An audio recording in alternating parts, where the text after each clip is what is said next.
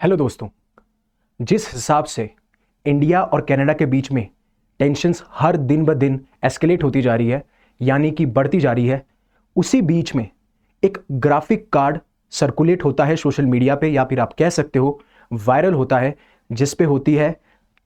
अमित शाह की फोटो। और ये कहा जाता है कि नाउ अमित शाह जो हैं he is wanted by interpole.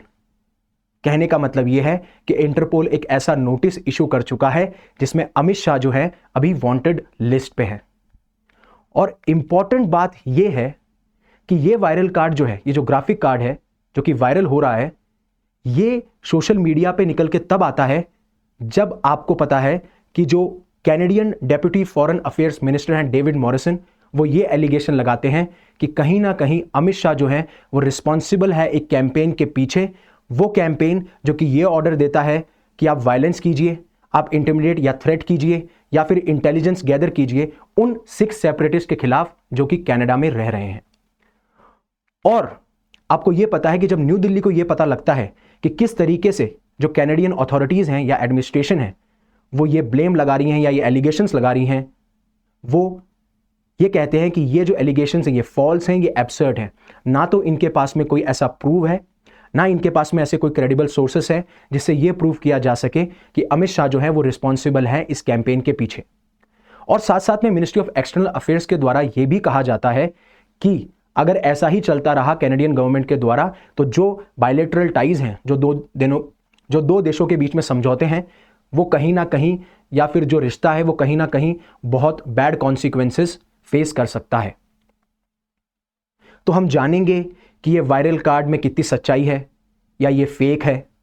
कौन इसके पीछे रिस्पॉन्सिबल है इस वायरल कार्ड के पीछे, इंडिया ने किस तरीके से इन्वेस्टिगेट किया जब उनको ये पता चला कि ये वायरल कार्ड जो है वो सोशल मीडिया पे सर्कुलेट हो रहा है, और इस चीज से हम क्या एक ओपिनियन बिल्ड कर सकते हैं। तो हेलो, मेरा नाम है युवराज सिंह शेखावत और आपका बहुत बहुत स्वागत है करंट अफेयर्स डिकोडेड पे। तो जैसा मैं आपको बता चुका हूं कि एक वायरल कार्ड जो है वो सर्कुलेट हो रहा है सोशल मीडिया पे, और इसके पीछे जो रीजन है वो ये है कि एक पाकिस्तान बेस्ड कुछ सोशल मीडिया फर्म्स हैं, या फिर आप कह सकते हो सोशल मीडिया पेजेस हैं, जहां पे पहली बार ये वायरल कार्ड जो है वो सर्कुलेट होता है। और उस जो Pakistan based Facebook page name है उसका नाम है खबर टीवी, जहां पे ये वायरल कार्ड सर्कुलेट किया जाता है, या फिर आप कह सकते हो कि इसको बार बार दूसरे लोगों तक पहुंचाया जाता है, जहां पे क्या है अमित शाह की फोटो है और उस पर यह लगाया जाता है कि हमारे पास में क्रेडिबल इंफॉर्मेशन है, क्रेडिबल सोर्सेज हैं, जिससे हम ये कह सकते हैं कि अमित शाह को इंटरपोल की वांटेड लिस्ट पे रख दिया गया है।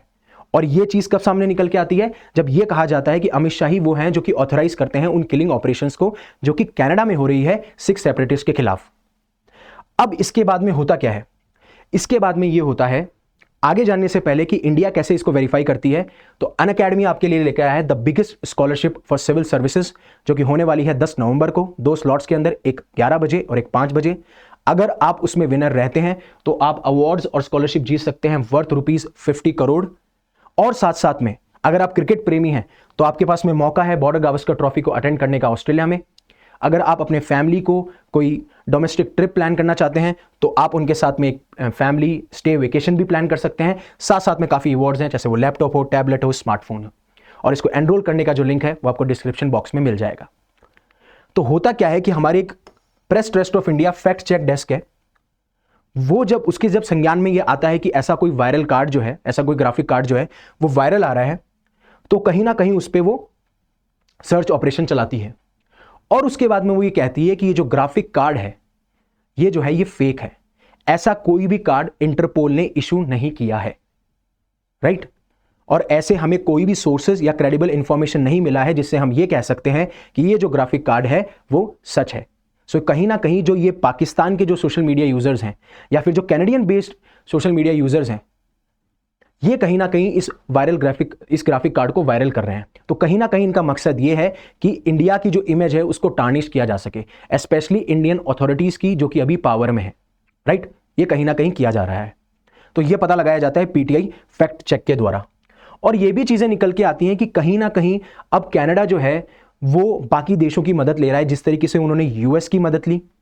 जब विकास यादव वाला केस हुआ जिसमें कि गुरपतवंत सिंह पन्नू के खिलाफ जो एक असैसिनेशन प्लॉट अटेम्प्ट किया था, उसमें कहीं ना कहीं इंडियन गवर्नमेंट एम्प्लॉय का नाम जोड़ा गया, जिससे कि यूएस को सपोर्ट में लिया कनाडा ने। अब जो बाकी नेशंस हैं उनको भी लिया जा रहा है, जैसे फाइव आइज में यूके को लिया, ऑस्ट्रेलिया को लिया। और अब कहीं ना कहीं मुझे ऐसा लग रहा है कि जो ये सोशल मीडिया प्लेटफॉर्म्स हैं या फिर जो फर्म्स हैं उनका भी यूज़ लिया जा रहा है, स्पेशली वो नेशंस जो कि इंडिया के खिलाफ काम करते हैं, जिसमें कि पाकिस्तान का नाम आता है, राइट। अब उसके बाद में क्या होता है, जो ये फैक्ट चेक डेस्क है वो इस वायरल ग्राफिक कार्ड को गूगल लेंस के थ्रू रन करती है, और वहां भी यही पाया जाता है कि ये जो ग्राफिक कार्ड है वो क्या है, वो फॉल्स है। मतलब कि इसमें कोई भी वेरासिटी नहीं है, इसमें कोई भी ट्रुथ नहीं है, राइट।